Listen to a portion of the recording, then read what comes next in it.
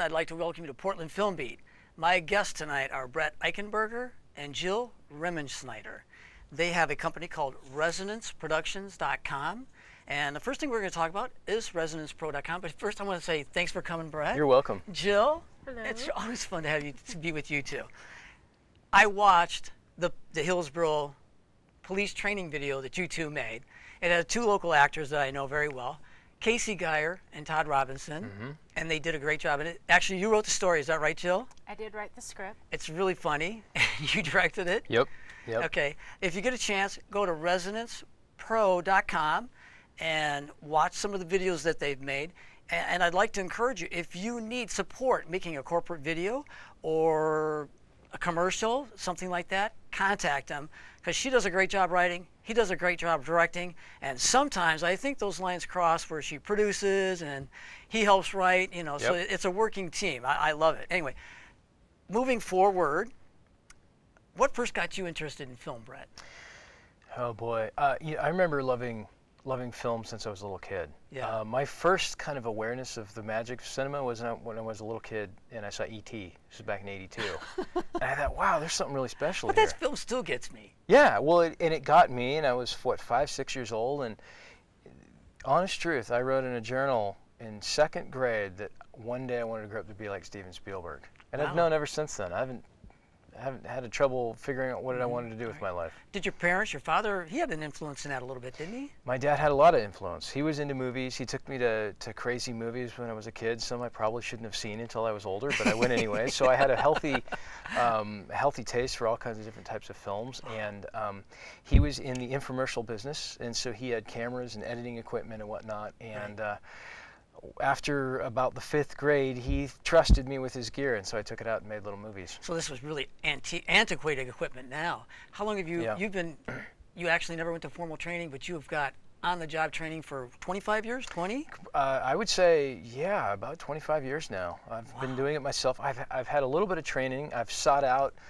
the world's foremost experts in, moving cameras, motion cameras, in directing actors, and so I've traveled around the country. Using the lens, because we're going to talk about their little clip here. I watched it. You use the lens, and I like that to get some. Jill, let's talk to you a second here. You did have some formal training, but it actually wasn't in filmmaking, was it?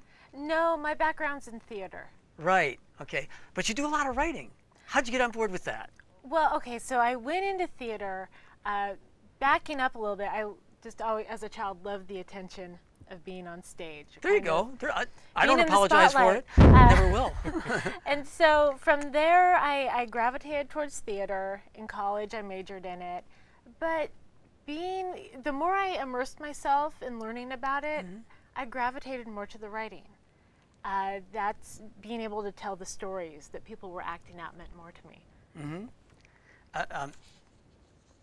So you've never had any formal training in writing. You've just done a lot of it and probably read a lot about it. And can you tell us how you approach writing? Do you do the big Snyder approach of laying out the cards? Do you just start writing and finish it and then go back and fill it in? And do you come up with a story that way? I believe in research, and the more work you do ahead of time, and that goes for filmmaking too. Oh yeah, I can tell do by all your your stuff. work ahead of time, and when it comes time to do the task, it'll be easier. I'm all about outlining, character development, 3x5 cards, Post-it notes all over my office. He can back me up on that. Yeah, invest in Post-it note stock. Oh, yeah. I will make you rich. Yes. Okay. Yeah, but definitely doing all the research, and you got to have a plan. It's a blueprint, outlining, going into your script. Yeah. Right. Yeah. Talking about that, you wrote Light of Mine, which we're going to watch a little trailer here in a little bit.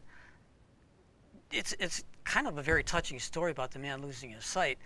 Did you do all the research on that, and did you come up with the story? Was this a collaborative thing? It was a collaborative thing. Yeah, I came up with the initial premise because I was kind of daydreaming one day and thought about what I would do if I were to lose my sight. And of course, I'm, the visual arts are my life. That's what that I would be know. a very That's hard my for you. skill set. What would I do? And so I kind of started thinking about the story about this man who is losing his eyesight. And then Jill can kind of fill in the rest. And then then we really talked about the relationship between the characters and like That who comes out would in the this trailer. person be, you know, and like who would the people around him be? And so, you know, from there is Brett's initial idea, but then we started doing research and we found out there's a healthy community of photographers who are legally blind, who That is are amazing. producing Yeah. amazing artwork. That's what the story's about. It's about overcoming obstacles. As human beings, we all have something that we have to overcome. And the people that we met through this process of making this film, the real people that are really blind, that have the actual condition that Owen in our film has, have overcome all odds. Right. Incredible odds. What are a few things that, Brett, what are a few things you learned making the film Light of Mine? Boy, you know, the things that I learned are too numerous to list. The first thing that I learned, the most important thing I learned, is to never give up. Okay. And that was because of a personal triumph of getting the film completed against numerous obstacles, and then I learned lessons from my main character and through his journey, Okay. which I think is, for me as a filmmaker, is why I make films, is to learn, you know, kind About of humanity. about humanity. That's exactly right. What did you learn from making Light of Mine? Oh boy, be You adaptable. wore a lot of hats, though, didn't you? Yes, I was the writer, producer, transportation captain, self-appointed. Teamster, yeah. Yeah. She's in the Teamsters Union now, Yeah. right? Yeah, pay up. So yeah, for me it's being adaptable. There were so many elements that changed on the road that we could not prepare for. Right. So it was just being open with the circumstances on the road, with the script. A lot of things changed as we traveled. Certain locations presented themselves and others did not. Weather conditions were also a big factor, and especially in Yellowstone, the animals. That's going to be another one of my questions. Okay. You're leading in my next question. How many different locations did you use? Because when you see the trailer, you notice that it's not just Portland, Oregon, or the coast. How many different locations? Where did you travel? How many days did you travel, if you don't mind me asking? We shot in 4 states, and over the course of 10 or 11 days. And we shot in Oregon, Idaho, Montana, and Wyoming. And the locations kind of came to us on the journey. So basically the way that we approached it is that we approached it from, you know, really organically. As we had a story, we knew what needed to happen, but while we were on the road, we kind of let the road inform some of our ideas. Oh, okay, good. So in other words, in short, we didn't do a location scout before we shot the film. It would have almost been impossible. It would have been impossible. We could have done it if we had the budget, but we didn't have the budget. It's a low-budget film. And so as we journeyed as filmmakers, we came up with different landmarks that would play into the story and inform the characters. And so that really enriched the process. All right. Jill, briefly describe the appeal you think your film, Light of Mine, will have for an audience. The appeal for an audience with Light of Mine, it's an honest story. It's about two people like overcoming all odds. It's about love conquering all. About Owen, our main character, his end is really his beginning. And I think on a personal level, I think we can all relate to that somehow. It's a rebirth film. Okay. Actually, we're going to take a few moments now and watch the trailer from Light of Mine. And before we go to that, I want you to know that you can watch this film. It's on Amazon. It's also on Netflix. And it's actually won quite a few accolades and awards and a lot of really good comments about it. So anyway, stay tuned and watch this clip.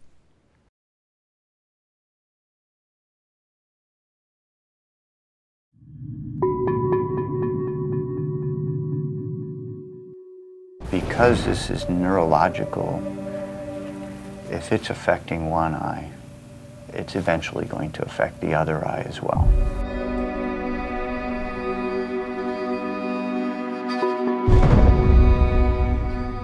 I want to take you to Yellowstone. Now's not the time. This is the perfect time. Not for me, it's not.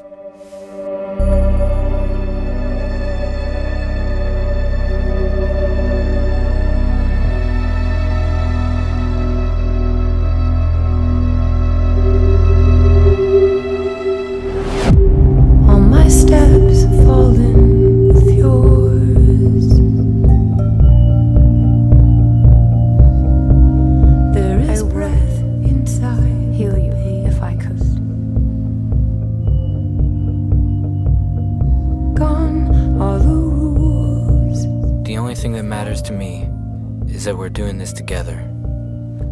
I don't care where we end up. Okay? Okay.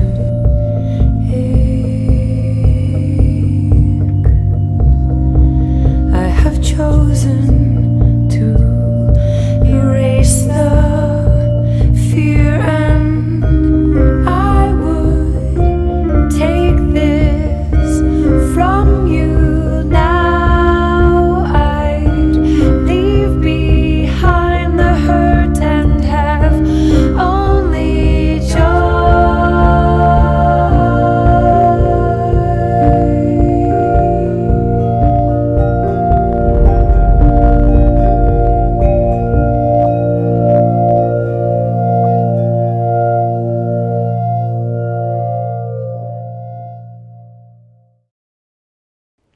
I really like the clip. I've watched it before, but I can't, I watched it again.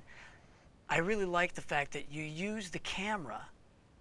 You use the camera to bring out the emotion. You don't depend just upon the actors. So who was the cinematographer? Did you have more than one? We had 2 cinematographers. And just to kind of build on the point that you made, we had, we played in various film festivals across the country, and I had a woman come up to me and she said, I thought I was watching a documentary up through the very end credits. And I thought, wow, that's a compliment. Mm-hmm. It's a compliment in the way that Patrick, Neary, and Mike Ferry shot the film. I think it's a compliment in the way that the actors acted Yeah. in the film. I hired 2 cinematographers because we were going to be moving fast. I wanted to roll 2 cameras almost at all times. Oh, you did do 2 cameras on this. So we ran 2 cameras, and that was one of the reasons why we had 2 cinematographers. That's a little different for a film. Usually it's a director of photography who kind of controls the entire film, but what I wanted is I wanted 2 guys who I knew would get along, who I knew could work with each other, who I knew if Patrick was in one car and Mike was in another car, I knew they were going to be getting very similar shots without having to talk to each other. And you got some really great wildlife shots, which lead into the story, because it is about somebody going blind and what they'll miss. And that's why she takes him on this journey, so that he can see these things. And that says, what kind of emotions do you think it'll bring out in the audience? Reflection. I think self-reflection. Because whether it's, everyone has their own Yellowstone. I think there's always that one thing everyone wants to see. I do. Before the end. Absolutely. Yeah. Especially as the older you get, the more it's like, I really got to go and do these things. When you're younger, it's I can do it tomorrow. When you get a little older, or if you're losing your sight or something, it becomes a little bit more eminent that we have to take care of these things right away. The film asks a very important question: is what do you want to remember seeing?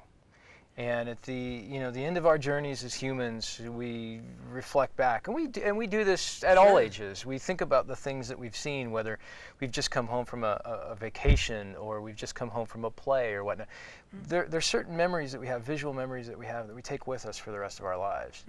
And the thing about The Light of Mine is it asks those questions. What are the important things that you want to remember seeing? Okay. Brett, how do you work with the cinematographer? Do you just let the cinematographer do it? Or do you work closely with them and kind of tell them how you want the frame? You want a close shot? You want a 2-shot? How do you work with the cinematographers? Well, I'm a bit of a shooter myself. I love the camera. I love being behind the camera. I love the technical aspect of the cameras, and so it's very collaborative. I can speak their language. Okay. I can say I want to throw a 50 millimeter on at a 1.4. At a 200 Probably from ISO. past experience, you've had to do a lot of your own shooting. So I can say those things, but I've hired this guy to be my director of photography. I trust his eye, and by all means, I'm looking for a better suggestion. That's what filmmaking is all about. We're looking for better input. Collaboration. We surround ourselves with people that we believe are better than ourselves, Right. and it's up to me to say yes or no. All right. That leads into my next question. And that has to do with the actors. Because the actors in it were actually fairly new to acting, if they had much acting experience at all. But they did such a phenomenal job. I have to attribute that to you as the director. How did you work with them? I kind of give them a clean canvas, if you will. I like to give them freedom. I like to give them range. I don't like to put a lot of pressure on them. We don't run our set like like, you know, the clock is running, in other words. So I say to my actors, whenever you're ready, we're ready. And, you know, on bigger budget films, that can be a problem. But I want them to feel comfortable. I want them to get to that place, to that reality, that honesty that they need to get to. And that's really welcoming, you know, because I do a lot of acting myself, and when you have somebody telling you to do a line reading, or here's what I want you to feel, or here's the emotion I want, instead of trying to work with the action, or trying to work with the actor and pull the actor with them, which is far better, and I really appreciate you saying that. So what do you think are some of the unique opportunities with your film? It's kind of a difficult question. Come on, Jill, you can do this one. Unique opportunities. I think it really poses a question to the audience to ask themselves, what would I do in that situation, or something similar. It does open the doors, you know, to ask questions. What would I do? What is your favorite part of filmmaking? Boy, that's a tough question. Because you like it all, right? I mean, filmmaking is probably one of the most stressful jobs in the world. But it's hard to pick it apart and say I have a favorite this part, that part. You know, pre-production is all about discovery. Production's, to a certain extent, it's all about discovery and learning things and trying things. You work real hard on pre-production, the two of you, don't you? You set up you already decide what your shots are going to be, and things like that, which is good. It saves you so much. When problems happen, there's a quick solution. Yeah, that's exactly right. Being on set and shooting day in and day out is excellent, because you're kind of, you know, to a certain extent, you're playing God, and you get to see these things. It's like you're watching a movie and you're at a play, you know, by yourself. So seeing some of those moments occur and knowing when you have something that you can print, that's a magical feeling, and it spreads through the entire cast and crew. And when you're there and you see something like that and feel something like that, boy, it goes right to here. And when you get into editing and you see that come together... You edit your own films? Sometimes. For the most part, I do. Do you do the sound design as well, or do you let somebody else? No, I let those guys handle that. Okay, good. No, you got to handle it. Yeah. Jill, what's your favorite part of filmmaking? Definitely the collaboration aspect. As a writer, when I show up with a script, it's just a blueprint. It's not carved in stone. I love hearing what all the different production departments and the actors, what they're bringing to the table, their input, because it's only going to get better. Okay, great. So what's your least favorite part of filmmaking? Paperwork. Oh, that was quick. Paperwork. You can tell she's done a bit of paperwork in the I'm past, swimming in it right now. Is that right? What's your least favorite part of filmmaking? Sound design? Same. No, I love sound design. Okay. I love all the creative aspects of it, but yeah, you know, the paperwork. I don't deal much with that, but I don't know that I have a least. There's politics. I don't like the politics of filmmaking. You know, I want to be able to get together and I want it to be summer camp. I want everybody to have fun. Right. I want people to be changed at the end of the day. You know, we try and eliminate politics as much as we can on set, but it's tough to do. Right. Since you like to write, who's your favorite screenwriter? And then again, who's your favorite director outside of Brett? You can't say Brett. Oh, thank you. Thank you. She's got to say someone else. I love Woody Allen's writing. I'm a big Annie Hall fan. Yeah, okay. In Manhattan. Coen Brothers. Gosh, so you kind of like the offbeat a little bit. Yes, I'm a big Wes Anderson fan too. I have that's a big one. Right. And what was the second part of the question? Who's your favorite got lost director? There. Gosh, I don't know if I can't narrow it down. Okay. Especially we've been watching a lot of good movies lately, so it makes it hard. Okay, who's your favorite director? Boy, I have dozens. Wes Anderson, David Fincher, Steven Spielberg, Robert Zemeckis. Why Steven Spielberg? Steven Spielberg is... I just read an article about him, and a lot of people diss him. But as far as using the camera and the lens and doing the ones, you know, people can diss... He's a genius at it. People can diss Steven Spielberg all they want, but the fact of the matter is that he is the highest grossing movie director of all time for a reason, and that's because he tells good stories. Right. He knows how to move the camera. He knows how to move the camera well. He knows how to get performances out of really non-actors, a lot of his movies. He is the ultimate storyteller, and Steven Spielberg will be looked at in the history books as one of the greatest directors of all time. He was the first director that I latched onto as a little kid, and he took me on journeys. He took me completely out of my world into another world, and that's saying a lot about what a director is supposed to do when you go to the movies. What is your favorite film then? Boy, Empire of the Sun is probably my favorite film. Okay, yeah. I saw that when I was 12 years old, and the protagonist, played by Christian Bale, is 12 years old in that film, and so I was Christian Bale when I watched that, and that's stuck with me ever since. Okay, and you, Jill, what's your favorite film? I have a soft spot for Annie Hall. However, I mean, going back, the one that really resonates, Sound of Music. Oh, really? Oh, yes. I'm not a big musical fan. But it's just, since childhood, and like even The Wizard of Oz. Although that film did touch me. Yeah. Those, being a kid and watching those were the films that got me so excited about, the opportunities, I guess.